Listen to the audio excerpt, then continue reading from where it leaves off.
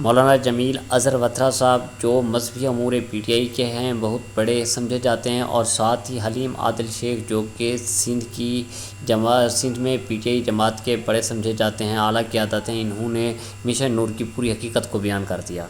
اور جب آپ انہیں سنیں گے اور ثبوت دیکھیں گے آپ حیران ہی رہ جائیں گے۔ دیکھیے، مشن نور کے حوالے سے کیمپین چل رہی تھی، ایک ذاتی طور پہ کیمپین چلائی گئی اور پوری بہترین کیمپین آگے چلی گئی، لیکن آج رات کو انفرادی طور پہ چلائی تھی کچھ لوگوں نے، اور بہترین پورے دنیا میں پھیل گئی۔ آج رات کو مجھے پتا چلا کہ یہ جو مشن نور ہے نام جو ہے، اور جو 20 تاریخ ہے، یہ متنازع سی چیز ہے۔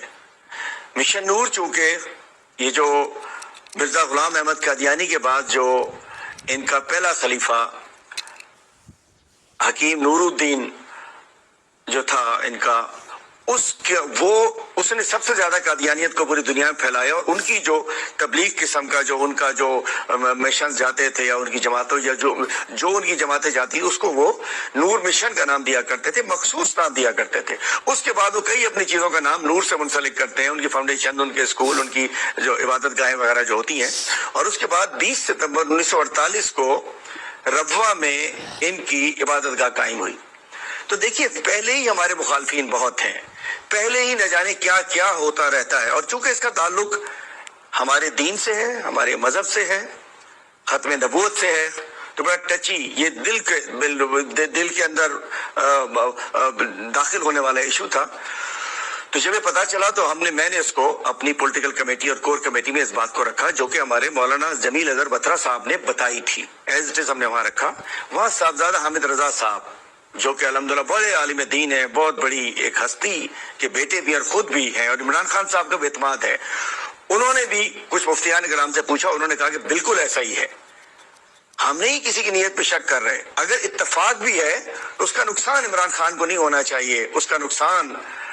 اس کی پارٹی کو نہیں ہونا چاہیے، تو ہم نے کہا اس مشن نور کے نام کو تبدیل ہونا چاہیے۔ تو میں کہتا ہوں جن دوستوں نے اس کو شروع کیا ہے، برائے کرم اس کا نام ہمیں ہے حکم ازاں رکھتے ہیں اس کو۔ بسم اللہ الرحمن الرحیم۔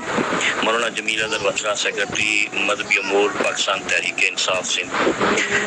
مشن نور اور 20 ستمبر کے حوالے سے میں نے پہلے بھی عرض کیا، مشن نور غلام احمد قادیانی کے پہلے خلیفہ اور موسٹ پروموشنل، یعنی بہت زیادہ جس نے قادیانیت کو پروموٹ کیا، منظم کیا، مربوط کیا اور یورپ تک لے کے گیا، اس کا نام تھا مولوی حکیم نور الدین، اور اس نے جتنا بھی مشن چلایا وہ نور مشن کے نام سے تھا، حتیٰ کہ ان کے مرنے کے بعد مرزا بشیر الدین نے بھی نور مشن کو جاری رکھا، اور وہ نور مشن ایسے تھا جیسے آج کل یہ تبلیغی مشن چلتے ہیں، تبلیغی جماعت کے نام سے، فیضان مدینہ اور رائے بند والوں کے، اہل سنت کے ہاں، تو جو قادیانی حکیم نور الدین مشن چلاتا تھا، وفود بھیجتا تھا، ٹروپس بھیجتا تھا، ان کو کہتا تھا مشن نور، یعنی وہ قادیانیت کو اور ختم نبوت کے منکروں کو مضبوط کرتے تھے، اور یہ مشن یورپ تک اور برطانیہ اور امریکہ اور فرینکفرٹ امریکہ سب ملکوں میں جاتا تھا۔ پھر مرزا بشیر الدین نے بھی اس کو جاری رکھا۔ اس نسبت سے میں نے کچھ تصاویر بھی بھیجی ہیں نیٹ سے لے کر، مشن نور، نور فاؤنڈیشن، نور اکیڈمی، اس طرح کے جو جتنے بھی نام تھے، یہ اختراعات ہیں حکیم نور الدین کی، جو کہ ایک انگریز شاہی حکیم تھا، طبیب تھا، اور اس کو گورا سرکار جو ہے نا پروٹوکول بھی دیتی تھی، اس لیے وہ